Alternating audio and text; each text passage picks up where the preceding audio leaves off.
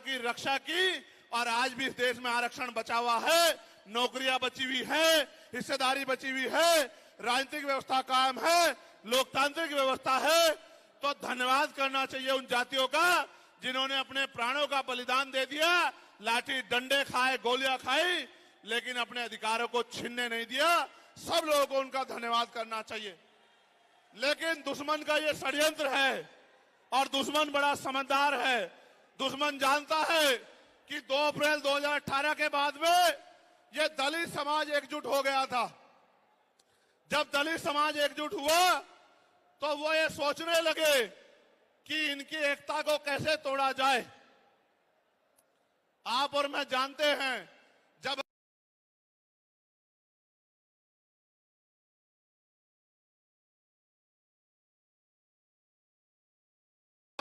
अगर आप झाड़ू की सिक्कों को इकट्ठा कर दोगे, वो सिक्के जो हैं एकजुट हो जाएंगे, उनको बांध दिया जाएगा तो वो सारा कचरा साफ कर देंगे। लेकिन अगर वो जो सिक्के होते हैं, अगर आपने उनको अलग अलग कर दिया तो वो कचरा साफ नहीं कर पाएंगे, वो खुद कचरा बन जाएंगे, उनकी कोई हैसियत नहीं बनेगी। इसलिए हमारे महापुरुषों ने बहुजन समाज में भाईचारे की बात की। और आप महसूस करो, बाबा साहब अंबेडकर ने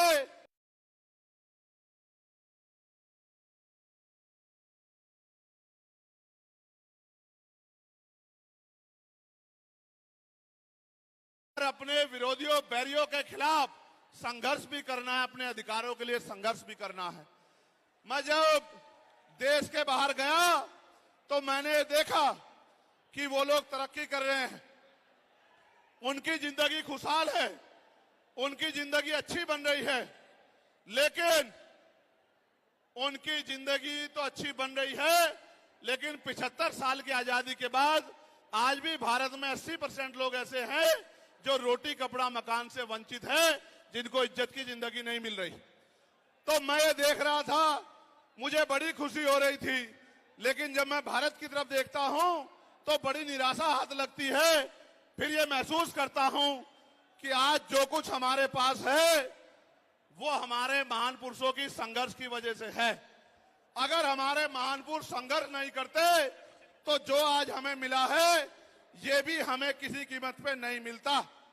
आप जानते हैं, हमेशा आरक्षण के खिलाफ चाहे सुप्रीम कोर्ट हो या मनुवादी दल हो, सब लोगों ने आरक्षण को समाप्त करवाने के लिए एड़ी चोटी के जोर लगा दिए।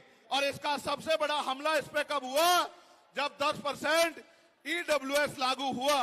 मुझे माफी चाहते हुए कहना है कि हमारे दलों ने भी हाथ उठा के, जो हमारे पूर्व के दल थे, उनका समर्थन किया, जबकि वो आरक्षण पे सबसे बड़ा हमला था। अगर उसी दिन हम लोगों ने सड़कों पे निकल के अपनी आवाज को उठाया होता तो किसी की मां ने दूध नहीं पिलाया होता कि वो दोबारा आरक्षण पे हमला करने के बारे में सोच लेता। ये भाजपा के लोग जो सत्ता में बैठे हैं, इन्होंने वोट तो आपसे हमसे ली धर्म के नाम पे, भाईचारे के नाम पे, लेकिन सत्ता में आके ये लोग अपने लोगों का काम करने लगे, अपने महापुरुषों की विचारधारा को आगे बढ़ाने लगे। और हम लोग रोटी रोटी के लिए मोहताज लोग, जुल्म जाति के शिकार लोग परेशानी की जिंदगी जीने लगे।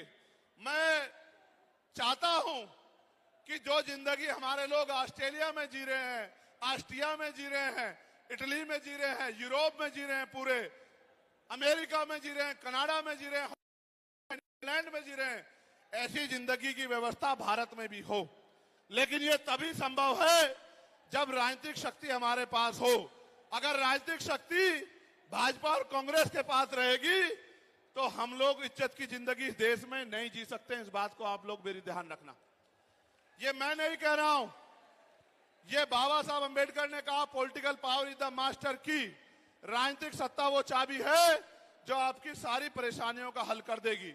और राजनीतिक सत्ता जिनके पास है, उनके लोग हजारों हजारों करोड़ रुपए लेके भाग जाते। उनके लोग, उनके पूंजीपतियों के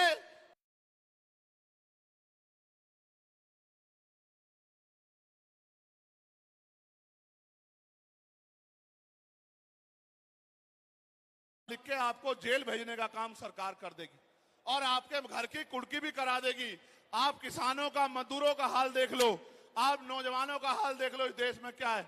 तो हमारी सबसे बड़ी मांग ये है, आप समर्थन करके बताना कि आप इस पे सहमत हो या नहीं हो। बताओ, जातिवार जनगणना होनी चाहिए नहीं होनी चाहिए? एक सुर में बताओ, होनी चाहिए नहीं होनी चाहिए? साथ साथ इस देश में जातिवार जनगणना के साथ साथ जितने भी सरकारी संस्थान हैं। साथियों, मैं निरंजन सिंह बहुजन साथी चैनल के माध्यम से हमेशा ग्राउंड रिपोर्ट आपके बीच रखता हूं। अगर आपको मेरा काम पसंद आता है तो आप बहुजन साथी चैनल को आर्थिक मदद करें, जिससे कि हम यूं ही निरंतर ग्राउंड पर डटे रहें। आप हमें स्क्रीन पर दिख रहे QR कोड, UPI ID बहुजन साथी @YBL के जरिए मदद भेज सकते हैं।